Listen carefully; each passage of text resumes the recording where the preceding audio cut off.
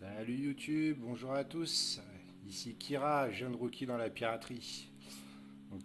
J'aimerais vous présenter un peu mon projet. Ça serait de participer à la nouvelle ère de la piraterie et lancer ensemble une campagne où tout le monde pourrait participer à la recherche des secrets du monde de One Piece et avec le concours de tout le monde, résoudre certaines énigmes proposées par Oda Sensei. Et en fait, l'idée c'est assez simple, ça serait de prendre un peu le problème à l'envers. Donc comme on dit, chaque question appelle deux autres questions. Je sais que je fais un peu avec les moyens du bord, donc j'espère que vous m'en tiendrez pas rigueur et que ça vous dérangera pas trop. J'aimerais créer une solidarité participative où chaque youtubeur célèbre dans la piraterie apporterait sa pierre à l'édifice pour créer ensemble une nouvelle ère de la piraterie sur YouTube avec des gars comme Goji, Ryo Sensei ou même le Mont Corvo ou tous ceux qui voudraient ensemble participer au projet. Donc pour commencer direct et rentrer dans le vif de l'action, ça serait de commencer directement de façon contextuelle cette série par l'ère Wano Kuni et se poser la première question ensemble, pourquoi on ne peut pas battre Kaido. Et donc pour Eiichiro Oda, notre sensei à tous, la problématique de créer un véritable monstre s'opposant à Luffy de façon insurmontable, je pense que ça a dû être un gros casse-tête. J'aimerais faire un peu le profiler ou faire un peu comme elle face à Kira et cerner le profil de Kaido, tout droit sorti de l'imaginaire qu'on sait combien fertile de Sensei Oda. Et donc le premier point qui me vient à l'esprit, c'est pourquoi Oda nous informe que Kaido ne peut être vaincu en un contre un et qu'il souligne même lors d'une interview qu'il ne savait pas exactement comment Luffy allait le vaincre. Et donc je ne me contenterai pas seulement de soulever des questions, mais si j'ai la possibilité, également tenter d'apporter des éléments de réponse, auxquels tout le monde pourra débattre et tenter de résoudre ces problématiques. Alors à mon sens, Luffy se retrouve un peu dans la même situation que Naruto, pour ceux qui connaissent. Et lorsque Naruto, par exemple, a fortement évolué après avoir commencé à maîtriser Kyuubi pendant le début de la Grande Guerre, pour vous situer un peu, et ben Naruto se fait recadrer entre guillemets par Itachi, tout empli de sagesse, qui lui souligne que pour devenir Hokage, bah, il suffit pas d'être incroyablement fort en fait, et vouloir tout faire tout seul, mais plutôt qu'un Hokage est capable de compter sur les autres.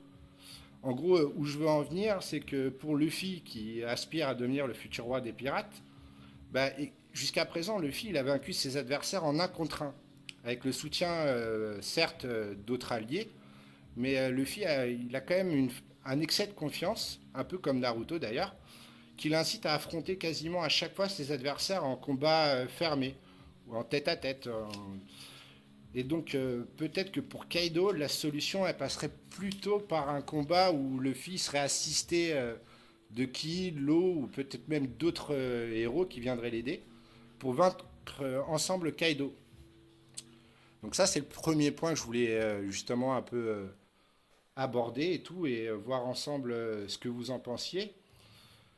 Et en fait, après, ça serait directement une autre problématique que je voudrais évoquer aussi. Ça serait l'équipement de Luffy, en fait. Je m'explique. En général, on peut remarquer que dans One Piece, la plupart des capitaines pirates ils se voient équipés d'une arme pour livrer combat. À l'instar de Roger qui avait une épée, ou Shanks, pareil, il a une épée. On peut remarquer en gros que tous les Yonko, si on regarde bien, Big Mom a un sabre, Barbe Blanche a une arme également, Kaido a son kanabo, et ainsi de suite en fait. Donc pourquoi pas Luffy? C'est la question que je me pose. Et là, après, bon, suivant mon raisonnement, je verrais bien Luffy par exemple avec quelque chose qui correspond bien à son style de combat. Et là, bon, moi j'ai pensé à des gants. Après, je sais pas, vous, peut-être vous voyez Luffy comment, ou équipé avec quel style d'arme, ou est-ce que vous déjà vous le voyez avec une arme. Mais par exemple, je vais prendre l'exemple quand Luffy affronte Magellan à Impel Down, et ben Mister 3 fabrique des gants en cire pour Luffy, ce qui lui augmente d'ailleurs considérablement sa force et qui permet à Luffy de frapper Magellan. Et donc, c'est un petit clin d'œil, je pense, que l'auteur a voulu nous faire. Car si on regarde bien, c'est pas la première fois que Luffy a utilisé des accessoires pour combattre. Contre Foxy, il portait des gants de boxe. Contre Ener, il a une grosse boule d'or, bon, qui a été faite par Enert, certes, mais qui a quand même aidé Luffy à avoir un power-up pour pouvoir combattre Ener. Et donc voilà, donc ça c'était le deuxième point. Est-ce que Luffy aura un équipement à l'avenir? Et troisième et dernier point que je voulais aussi aborder, ça serait le un sujet où en fait, que manque-t-il réellement à Luffy pour atteindre un niveau de Yonko? Donc on a pu constater que Luffy n'était pas encore au niveau de Yonko. Il a quand même encore une grosse marge de progression avant d'y arriver. Donc certes, s'il avait une bonne arme, comme je viens d'évoquer, des gants ou quelque chose qui pourrait l'aider, même avec le premier point, un esprit d'équipe, des alliés, quelque chose qui ferait que Luffy arrête d'affronter les gros adversaires en un contre un, bah, je pense qu'il lui manque toujours une force de frappe. Donc après, c'est sûr que même avec un fruit du démon éveillé, ça serait un gros avantage, mais est-ce que Luffy aurait encore assez de force? Est-ce que ça serait suffisant en fait pour vaincre un Yonko?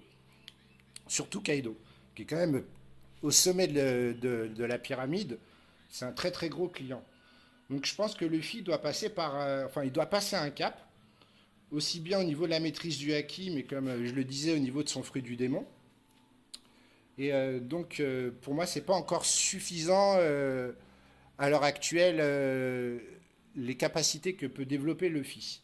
Donc comment devenir beaucoup plus fort pour Luffy?